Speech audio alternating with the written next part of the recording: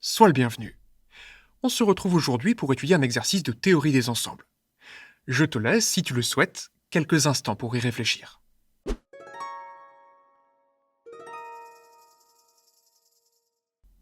Alors que trouve-t-on dans cet énoncé?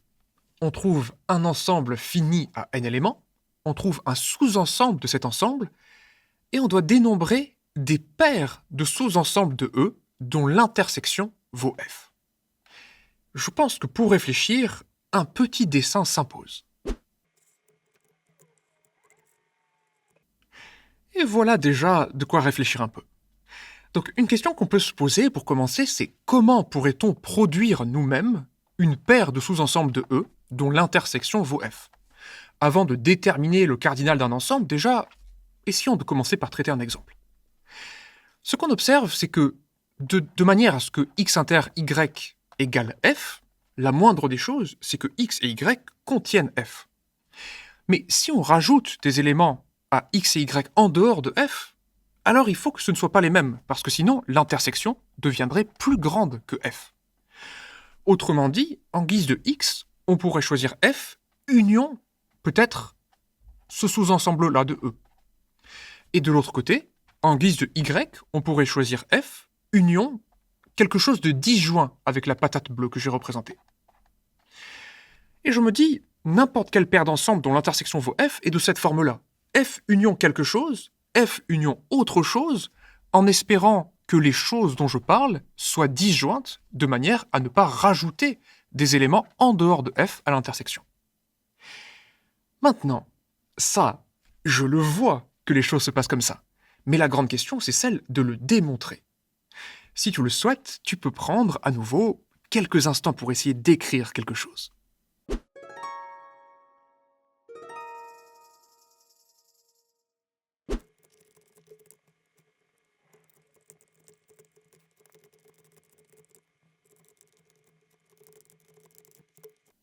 Ça suffira pour l'instant.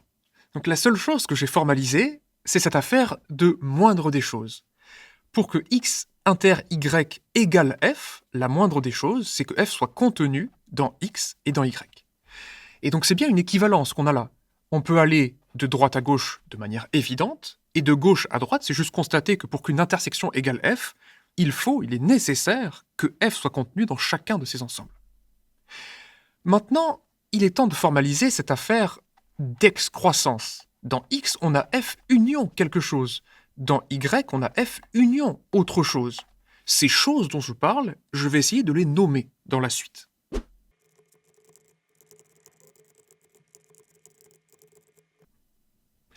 Et voilà le travail. Donc, on peut imaginer que si x est l'union de f et de la boule bleue, cette boule bleue que j'ai représentée, c'est ce que j'ai nommé A, ici. Et de l'autre côté, que si y est f union la boule orange, eh bien, la boule orange, c'est ce que j'ai nommé B. Maintenant, on peut se demander, que devient cette affaire d'intersection égale à f en termes de ces boules bleues et orange? Et on a dit qu'il les fallait disjointes. Et donc, un but logique dans la suite de l'argumentation, c'est de faire apparaître que l'intersection de A et de B est triviale, que c'est l'ensemble vide.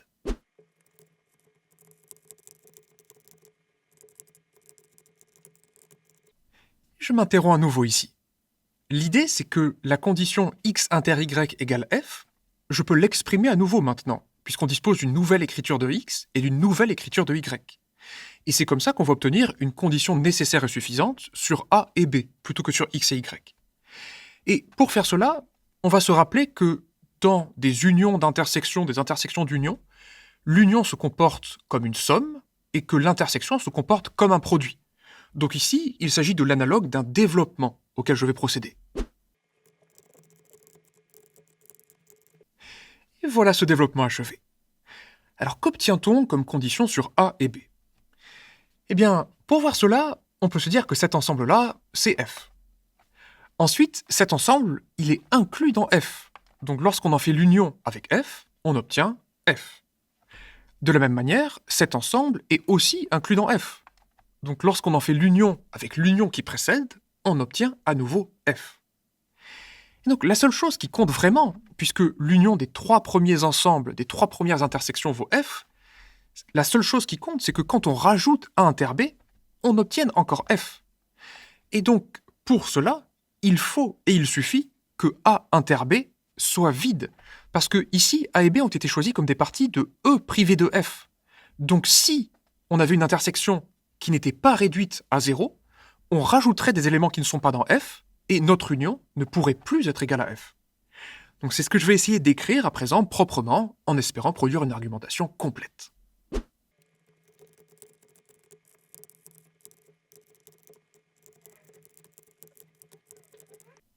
Et voilà qui devrait suffire. Donc ce qu'on explique, c'est que puisqu'on fait l'union de f et d'un sous-ensemble de E privé de f, donc d'éléments qui sont hors de f, la seule solution possible pour qu'on ait cette égalité, c'est de n'ajouter absolument rien, c'est-à-dire que A et B n'aient aucun élément en commun.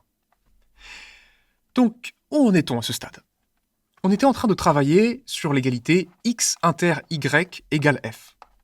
On s'est dit x et y, on pourrait les écrire comme f union quelque chose, A, et f union autre chose, B.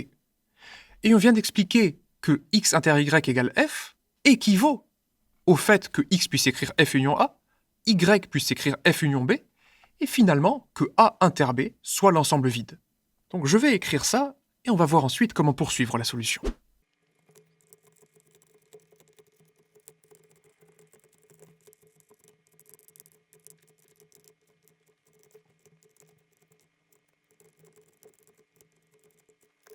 Question d'Achille.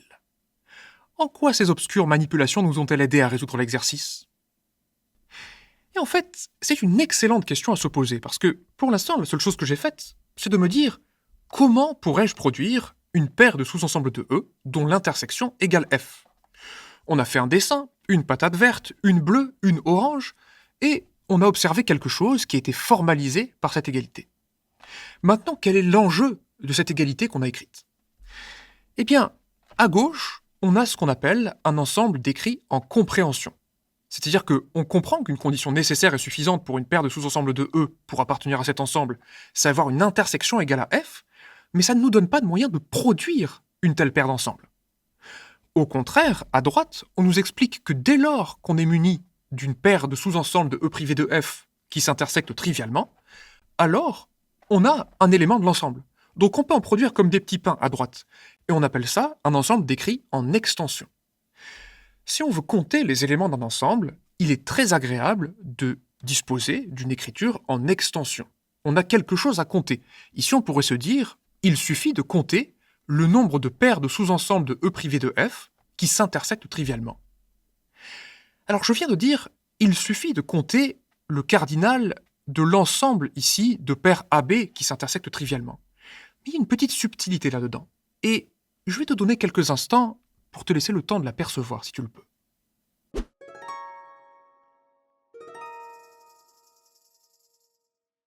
Intervention d'Agathe. Il me semble que la question, c'est de savoir s'il va y avoir des doublons. Alors essayons d'éclaircir cela, parce que c'est effectivement la question à se poser, c'est l'enjeu qu'il y a ici. Étant donné une paire AB qui convient à droite, et une autre paire A'B', est-il possible qu'on donne naissance au même couple F union A et F union B? Parce que si c'était le cas, on aurait deux éléments à droite qui correspondraient à un seul élément à gauche. Et donc on ne pourrait pas se contenter de compter les éléments de droite pour prétendre dénombrer les éléments de l'ensemble. Et d'ailleurs, certains puristes me diraient que je n'ai même pas le droit d'écrire cet ensemble-là si je ne suis pas sûr qu'il n'y a pas de doublon. Dans un ensemble, on n'accepte pas, en mathématiques, du moins tel qu'on me les a enseignés, ce genre d'écriture. C'est quelque chose qui a tendance à se relâcher aujourd'hui, notamment avec l'arrivée de l'informatique, puisque un tel ensemble va automatiquement être simplifié en 1, 2, mais l'enjeu est vraiment celui qu'on vient de décrire ici avec ce que propose Agathe. On voudrait que le compte des couples AB qu'il y a à droite soit exactement le même compte que celui des éléments de l'ensemble. Donc, je ne sais pas si tu imagines comment procéder à une telle démonstration, mais du moins, je peux te laisser quelque temps pour y réfléchir.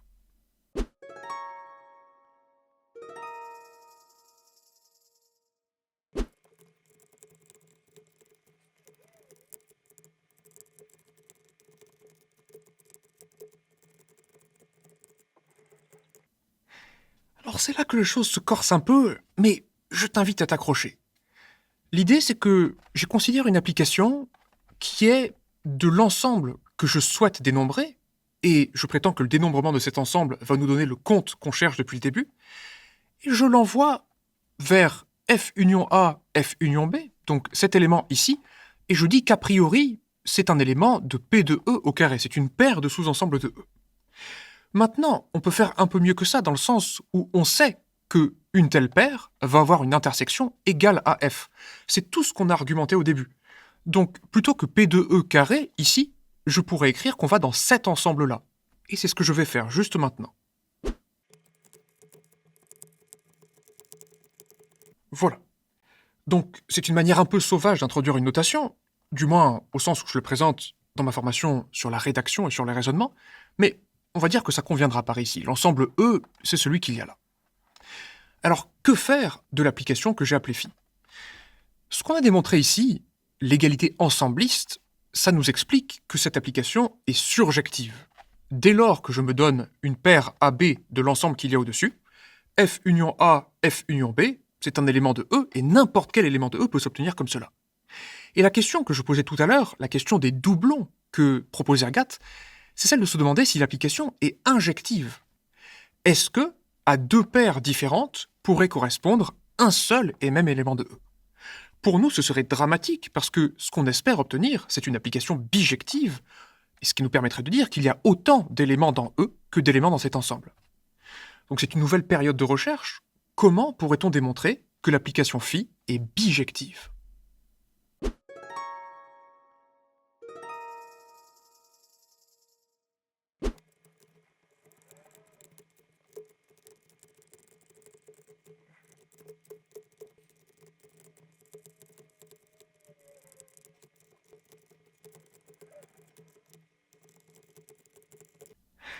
Alors je vais essayer d'apaiser les tensions potentielles engendrées par ce aisément qu'il y a ici.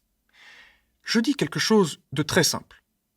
Dès lors qu'on se donne une paire XY de sous-ensembles de E dont l'intersection vaut F, il suffit de considérer la paire de ces ensembles privés de F pour obtenir ce qui était tout à l'heure la boule bleue que j'avais assurée et la boule orange que j'avais assurée. Ce sont des sous-ensembles de E privé de F dont l'intersection doit être triviale, parce que sinon l'intersection ne pourrait pas faire F. Et de l'autre côté, l'opération réciproque, munie d'une telle paire comme ça, d'une boule bleue et d'une boule orange, ça serait d'y adjoindre la patatoïde que j'avais dessinée en vert tout à l'heure, qui était F, pour retrouver le couple XY qu'il y a là. Donc d'un côté, on adjoint F, et de l'autre côté, on prive les ensembles des éléments de F. Ce sont deux opérations réciproques, c'est-à-dire que si on les compose l'une et l'autre, on retombe sur les éléments de départ. Et voici la notion de bijection qui apparaît. Donc désormais, pour compter le nombre d'éléments qu'il y a dans E, et c'est là le but de l'exercice, il suffit de compter le nombre d'éléments qu'il y a dans cet ensemble. Alors, nouvelle période de recherche, avec un exercice plus simple, même sans avoir suivi ce qui précède, peux-tu calculer le nombre d'éléments qu'il y a dans cet ensemble?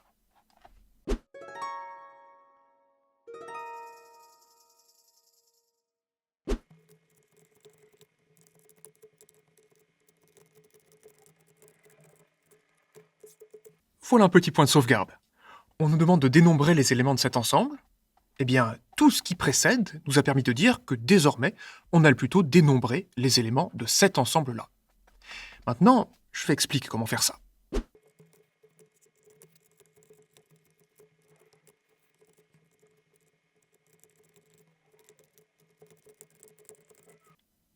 Voici la manière dont je te propose de procéder.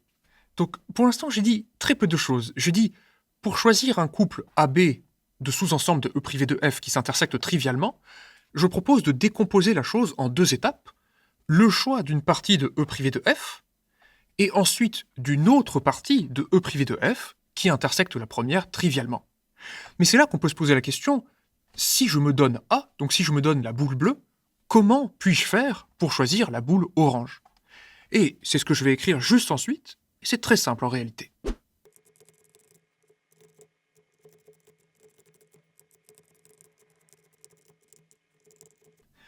Voilà comment je te propose de répondre à la question que j'ai posée.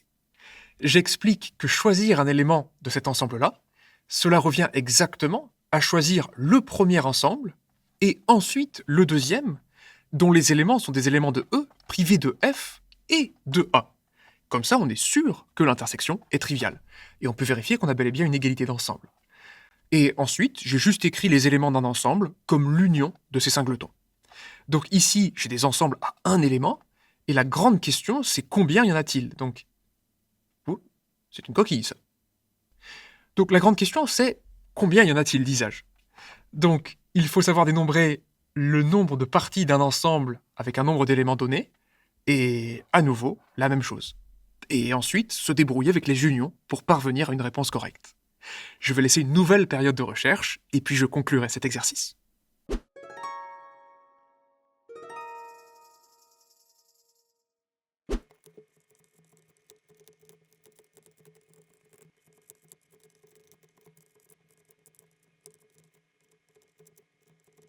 Là, on y est presque. Donc la seule chose que je n'ai pas écrite et que j'ai fait implicitement, c'est distinguer le cardinal de A. Donc je me dis qu'il va falloir choisir une partie de E privé de F, donc on pioche dans un ensemble à n-k éléments, et je distingue toutes les possibilités pour le cardinal de A. Le cardinal peut aller de 0, si A est l'ensemble vide, jusqu'à n-k, si je prends tous les éléments de E privé de F. Et ensuite, pour chacune de ces possibilités, eh bien, B peut prendre la valeur de n'importe quel sous-ensemble de E privé de F union A. Et ça, c'est le nombre de parties d'un ensemble avec un cardinal donné, c'est 2 puissance le cardinal de cet ensemble. Et il ne reste plus qu'à calculer cette somme-là. Mais là, dernier instant de recherche, peut-être parviendras-tu à porter l'estocade.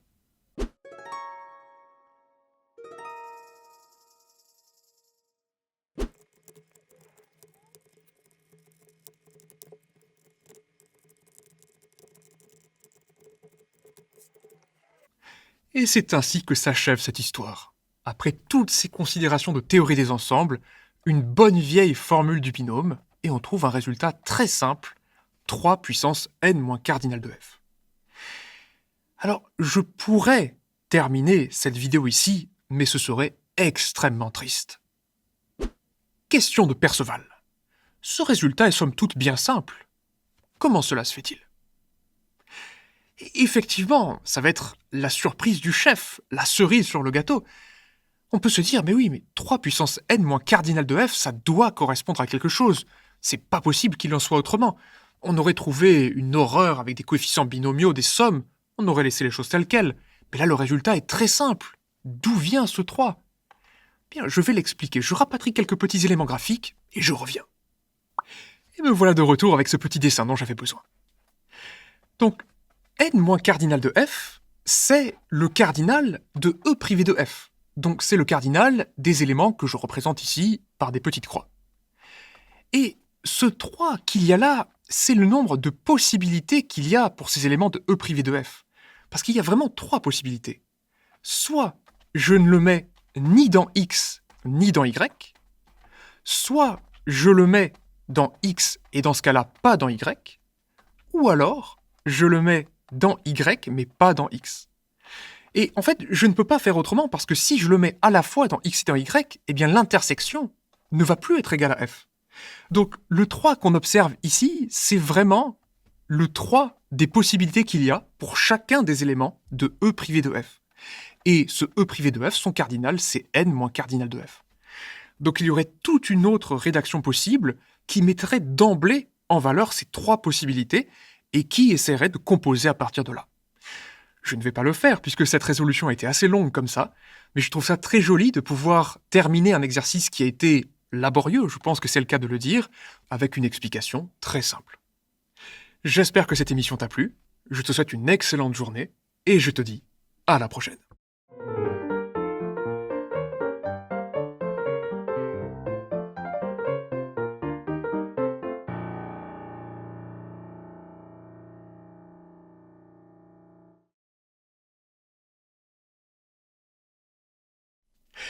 Voilà, donc je voulais pas trop effrayer les gens. Si tu es ici, c'est que tu fais partie des initiés. Les 3 possibilités que j'ai décrites ici, en fait, c'est dire que l'application qu'il y a là, elle est bijective. Je prends une paire de sous-ensembles de E et j'y associe une fonction qui va pointer dans un ensemble à 3 éléments, et ces 3 éléments vont me servir à décrire l'appartenance soit à x mais pas à y, soit à y mais pas à x, soit à aucun des deux. tout simplement.